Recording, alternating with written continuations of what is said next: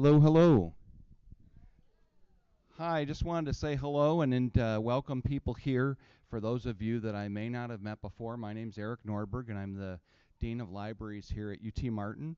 I've got things that I always like to go over and make notes, and then I never read them. But first of all, I want to welcome everyone that's here and welcome some people that are tuning in online to our live stream. For those that haven't been here before, a couple of housekeeping rules. The restrooms on this floor are actually being renovated right now, so you'll need to go to the second floor if you need such. There is an elevator near the stairway there.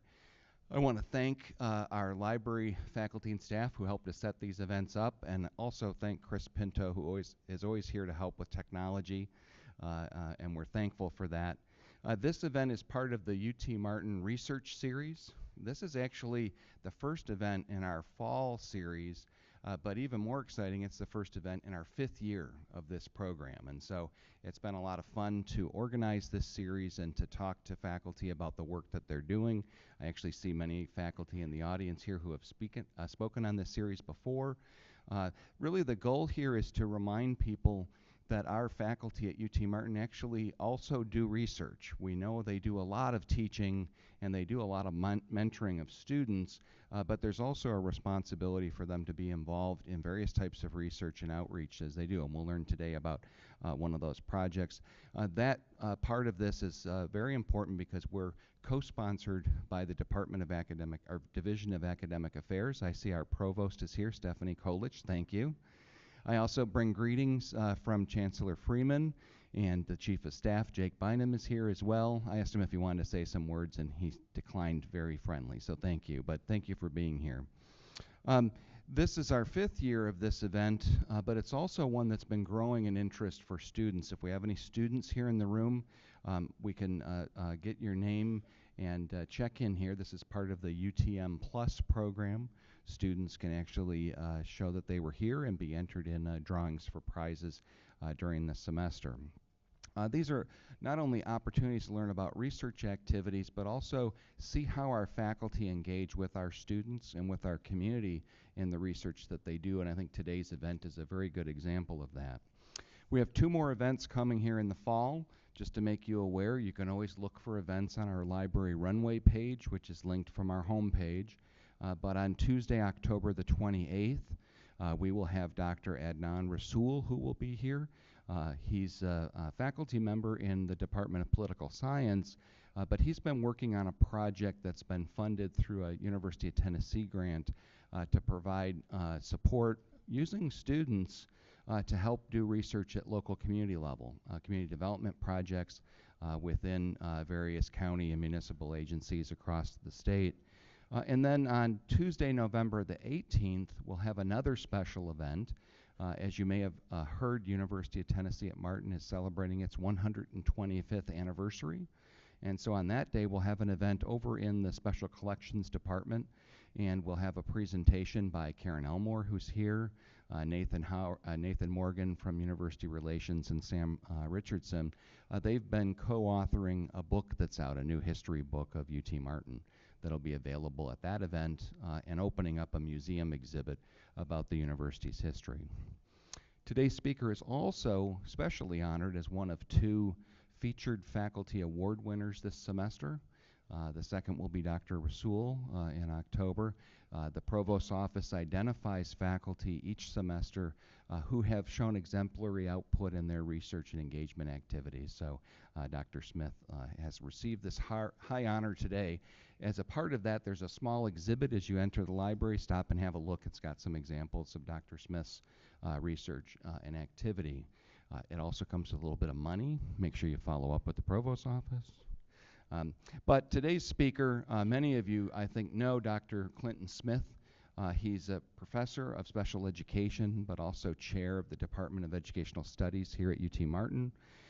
He earned his doctorate in special education and applied behavioral analysis from the University of Memphis. He's also a certified board behavioral analyst. Some of you may not realize, though, that Dr. Smith started his career actually in the K-12 schools. Taught for 13 years in Arkansas and Tennessee. I think it gives him a special understanding of the challenges for special education teachers. in the classroom. And in that work, he received many honors. I'm not going to list them all, but I was impressed to see that he was a Tennessee Education Association Distinguished Educator for Higher Education, but also a Community Service Award winner from the Tennessee Higher Education Commission. He's also been named the Special Educator of the Year by the Shelby County Education Association and Teacher of the Year in the Louisiana, Mississippi, West Tennessee Kiwanis organization. So I think everybody sees the value of what he's done in that work environment. Since coming to UT Martin, he's also received one of our system-wide President's Awards, which are pretty hard to get. But also in his teaching roles, he's been involved with several boards. He's actually on the board of directors for the NEA. He's on the Disability Rights Resource Training Cadre, and he's also on the Tennessee Education Association Board of Directors as well. Very active guy. I don't know where he finds all the time for this. Many of you also may realize from local news that he's also the area director for Special Olympics in this region. I think that's a very marked activity.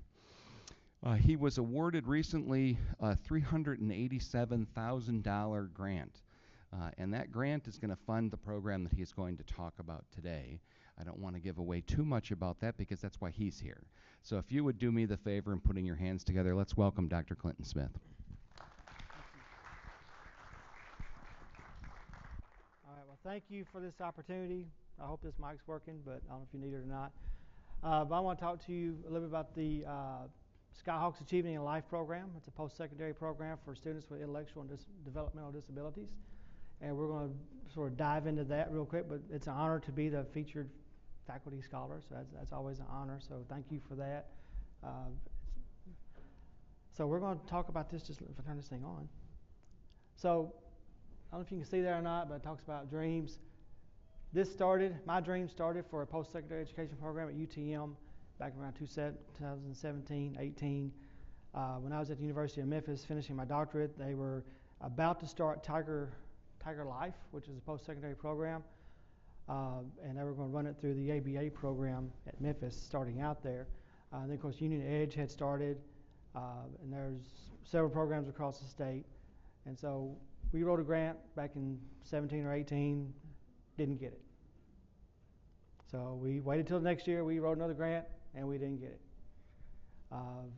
But that's okay, because we didn't know about Tennessee Believes. I don't know how long that's been around. Do you know, Alicia? Anyway, we found out about Tennessee Believes, and so we had a meeting with Alicia, and I can't remember who I was there, Dr. Cavalier, Dr. Freeman, some parents, I think Justin Martin, myself, and we found out about this opportunity to get this grant. It's a 3-year grant, and we were just excited, so we started working on it. And Will Gibson, I don't know if he's here, but Will Gibson is also, I'm not the only person on the grant. Will is my co-PI, so I'll make sure he gets some credit there. And we worked on the grant. We submitted it on Valentine's Day. We were hoping, to submit that on time, and thanks to the Office of Research and whatever your office is called, but thank you for that, helping us get that submitted and written. And we found out in early April we got the grant, so we were excited. So we became the 9th program in Tennessee to have a post-secondary program, so we were very excited about that. So dreams do come true, it just takes a while, right? So I want to tell you a little bit about where post-secondary programs come from. Pre-2008, only about 28% of students with intellectual disabilities were enrolled in post-secondary opportunities. And then in 2008, the Higher Education Opportunity Act was passed, which provided funding for these programs. And since that time, over 270 colleges and universities have post-secondary education programs. Like I said, Tennessee has 9 of those programs. And you can see at the bottom, provides access and outcomes, self-determination, and also is very person-centered. And so we're looking at outcomes for employment, social integration, and personal development, and help our students create long-lasting, it also creates long-lasting benefits for our broader campus community. So we're really excited about that. So you can see what happens with SAIL. Full participation in academics. They learn technology skills. There's peer support.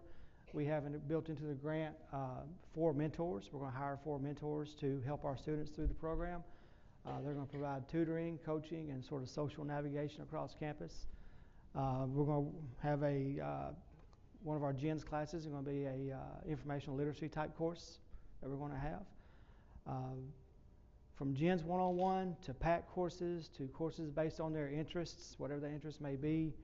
They're going to have job skills training, social skills training, career exploration, and then also have a chance to participate in an internship every semester based on their area of interest. So wherever their career interest is, we're going to try to find an internship for them on campus or in the community as part of that program. So they'll take 12 hours per semester.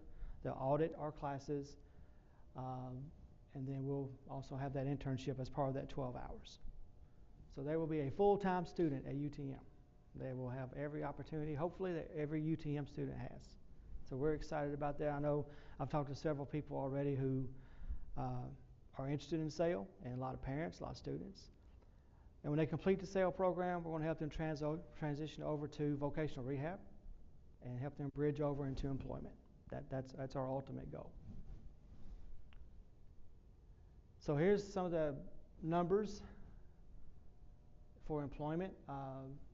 There's higher employment rates for people who participate in these programs.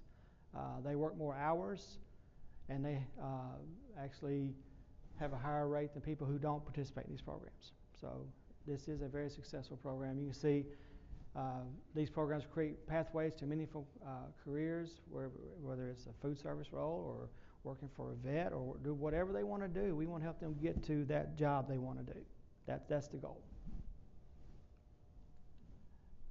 SAIL is also going to help, or post-secondary programs also help build independence for life, daily living. We're going to have independent living skills course built into the program as one of the GENS courses.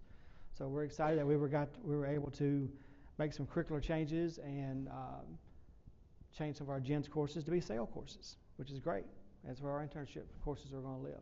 They're going to learn about financial management. I mean, all kinds of things in these courses. We talk about career exploration, job skills, all those different things. They're going to learn how to get around campus. And I'm not going with them. They're going to do this on their own, right, or with their mentor. Or maybe Cassie's going. Cassie Luna is our SAIL director, by the way. She's our project director. So we just hired her in August. And also we're going to be in the community. People who participate in these programs say they're much better prepared for community life after participating in a post-secondary program. So again, that's another outcome that we're looking at. Social inclusion and friendship. Just because someone has a disability doesn't mean they can't go to college. Right? Just because someone has a disability doesn't mean they can't find meaningful employment. So our program is going to help with that. We're also going to try to connect with Special Olympics. They have a unified program, College Clubs, what it's called. And we want to connect with Campus Rec to have unified teams on our intramural teams. Hopefully, that's our plan. We're going to see how that goes. I know a guy in Special Olympics, so I can make that happen. Also, we're going to help students develop self-determination skills. We're going to help them with self-advocacy. And I had a story I was going to tell you. But I was going to tell you about self-advocacy. And knew a kid from Memphis named Sam. He participated, I think, in Union Edge. 2 years later, Sam has a job. Sam bought his own home, and Sam has a car. He gets back and forth to work every day. I've known Sam since he was 10 years old. So excited to see Sam experience those outcomes. Alex is another student I met when I lived in Memphis. Alex also participated. He was in Tiger Life at Memphis. Alex is a spokesman for Special Olympics for Tennessee. He also, you've seen at the Grizzlies games, the hype guys that run around holding the signs. He was one of the hype guys. He also is a movie star. You heard of the movie Champions? Woody Harrelson? He was in that movie. So, because Alex learned self-advocacy skills, he was able to do these things. He can advocate for himself. Sam can advocate for himself. And our students are going to learn to advocate for themselves. So that's our goal. Community engagement and volunteering. Well, I like to do stuff in the community, so guess what? Our sales students are going to do the same thing. Hopefully, you'll see sales students everywhere in community events. You can see students who participate in post-secondary, they're more active in their communities than compared to those who aren't. So that's one of our goals as well. So post-secondary programs just don't prepare students for jobs, prepares them for life, for citizenship, and for to make a meaningful contribution to communities. And that's our goal. And don't we want that for every UTM student? So here's the campus community impact. Our students are going to be transformed, I believe, because they're going to change their attitudes and thoughts about disability. They're going to learn more about disability, increase disability knowledge. And folks who become involved with post-secondary programs actually lean more towards disability-related fields, which we need. Faculty will learn teaching practices for diverse learners, and we're going to help train those faculty on that. We're going to look at our classrooms to make sure they're accessible, work with our art to make sure our classrooms are accessible, our campus is accessible for our students. And then everybody has an enhanced learning environment when we have sales students involved. So how do you pay for it? Right?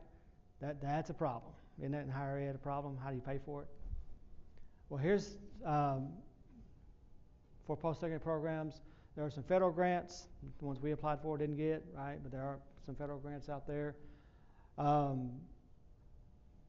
Comprehensive transition programs. This allows our sales students to get Pell Grants. And also there's a Tennessee Step-Up Scholarship worth $2,500, I think, a semester, if I'm not mistaken, that they're able to get. But they have to be able to get FAFSA. And we'll talk about that in a minute. There's some state grants. Ours is a state grant. So a lot of our post-secondary programs are funded by grants. There are very few that are sustainable. So everybody's on a grant, it seems like. Other support we get, vocational rehab, they provide $5,000 a semester per student, which pays for tuition only, tuition and fees and things like that. So each of our sales students will get that VR money each semester, which is great. And hopefully we'll get Pell Grants and Step Up and other things to help them do other things. Schools, some post-secondary programs have LEAs who help fund dual enrollment programs. We don't have that right now, but that's something that we can explore down the road.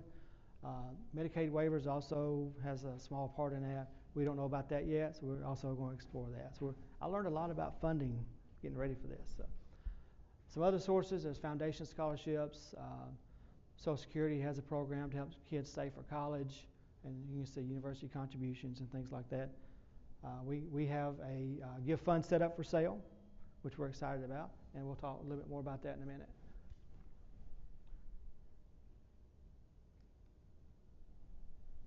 So some barriers. Funding's our biggest barrier. Right, we have $387,000 for 3 years, and we've got that broken down. Basically we're paying salaries for that. The first year we manipulated it just a little bit to pay for some supplies and travel to help Cassie get some training at conferences. So, like I said, a lot of programs rely on time-limited grants and state contributions. That's where we are. Families depend on us having that, right? Because some of our families just don't have the money. So we're, and there's that federal aid gap. We're trying to work with DOE right now to get our paperwork in so we can get approved to get FAFSA for our students. That's why we had to delay it a year, because we weren't ready to do that. And so we're still waiting on to get that done. So y'all keep that in your thoughts and prayers, and hopefully get that in and get that approved so we can get some extra funding for our students. Parents are uninformed. A lot of parents don't know about post-secondary opportunities. They don't know about vocational rehab. They don't know about all the opportunities they have for life after high school. So that's one of our goals, is we're going to help with that. But parents are uninformed. So we want them to know about their options, be better prepared for life after high school. which with other programs, there are some collaboration issues that we hope we're going to avoid. Before enrollment, like I said, there's just not that communication there. They don't know about the programs, so parents are unprepared, kids are unprepared, they don't know what's going on. During the program, sometimes instructors struggle to connect with families and students, and then after graduation, all those employment supports we had, they fade away, and some kids don't go back to work. So those are things we're going to try to avoid during our application process. When we interview each person that's going to apply, we're going to connect them with vocational rehab and ECF choices, no matter what, whether they're going to be accepted to us or not. We want to make sure they have those opportunities. So that's going to be a great thing for them. We have connections with St. John's, and we're going to talk to them about some group home options for residential placement while they're in sale. We don't know if that can happen or not, but we're going to talk to them about it and see if it's a possibility. We found out that about a month ago that the state opened up 2,800 spots in group homes across the state. So I was talking with St. John's and about our sale program. He said, I think we can put some of your students on priority lists if we need to. So that might be an option. Because housing is a problem here, right? We still have a waiting list, right? We're going to lose a dorm and build a new one, but that's going to take a while. So that's why we can't do a residential program here like Tiger Life and Edge and those programs.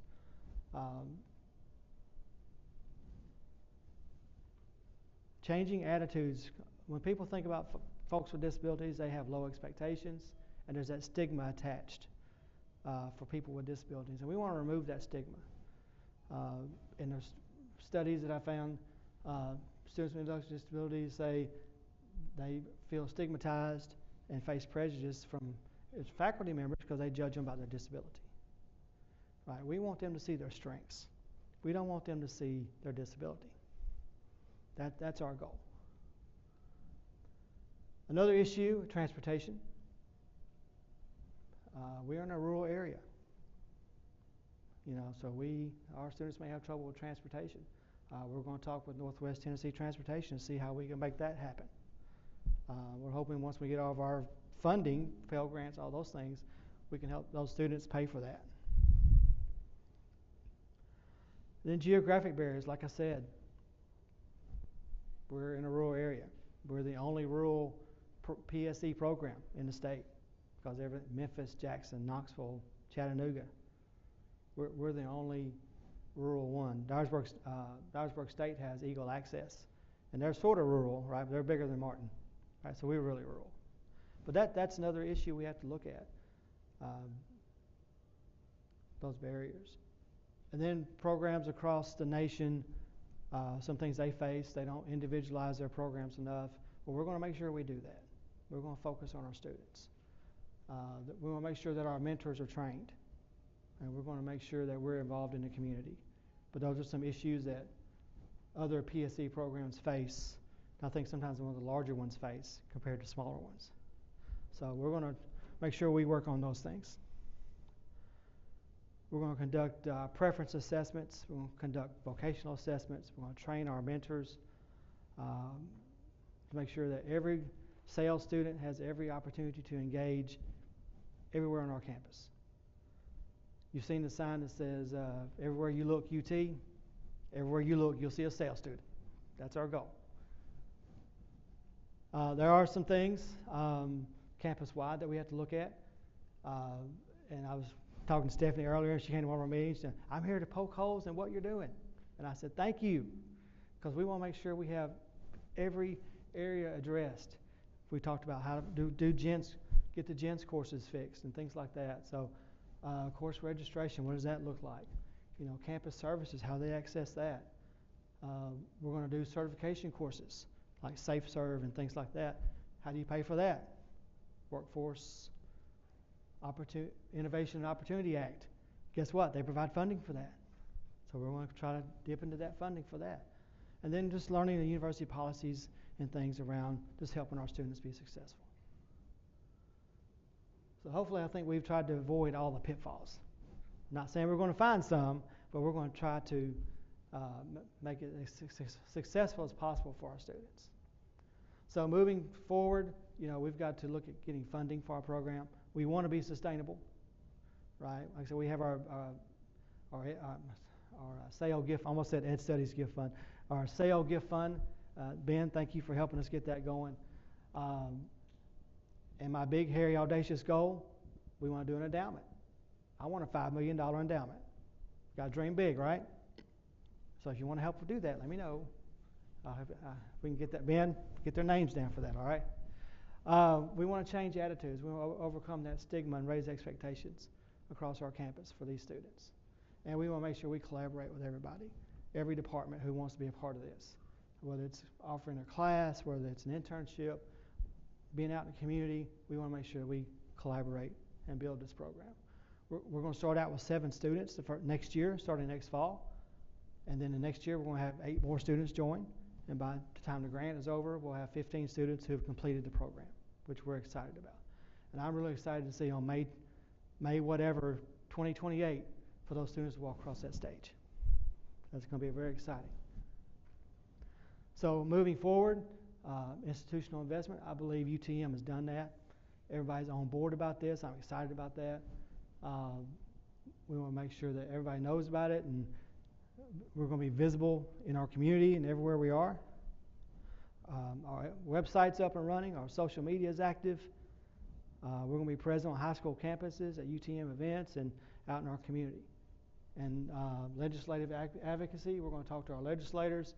We're going to have our students go to the Hill and advocate for themselves.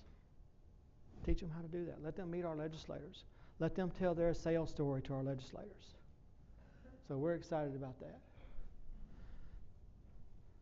And finally, you can donate now to our gift fund. Just take a picture of that QR code and make a donation. But do you have any questions about the sale program? How it came to be, what we're going to do, anything I can answer? I talk fast, so if you're thinking, man, he went quick through that. Well, I talk fast, I'm sorry. I'm Southern, I still talk fast. I don't know what it is. But I'll be glad to talk to anybody about sale anytime. Just let me know. And well, I'd be happy to ask a question. Yes. And I may have missed this at the beginning, but tell us again, what's the target for the number of students who will be involved in this program once you begin it next fall? Yeah, we're going to have 7 our first year and 8 during our second year, and then 8 during our third year, because our first year is right now. So 7 first year, 8 second year. And how will you go about recruiting mentors to work in the program? Well, we're working on that. So hopefully any students who are interested in working with kids with disabilities, that's the first thing. We're going to talk to our special education majors, other education majors, maybe our psychology majors. We don't know. We're just going to recruit actively to fill those 4 spots. And there are paid spots too. It's a paid position. There are links on our website too, just if people are interested to go in and fill out an info sheet, whether it be the future volunteers or mentors, peers, organizations that want to involve our students, as well as information for training for faculty as well. So please visit that. And also for local businesses to sign up for an internship. If they want to have an internship possibility, that's going to be an awesome thing they can do. Other questions? Great. Well, I know that Dr. Smith is happy to stay here and talk with people about the program, answer additional questions. Again, many thanks for those that turned here. I saw that we had a variety of people watching online. A recording of the program will be available at the same link that was in the promotional information, and so people will be able to refer to that if they want to review the recording or get more information. I'm sure that Dr. Smith would be only too happy to have you click the QR code here, but to get more information as well. Maybe you can all thank me again and thank him again for being here. Thank you. Thank you.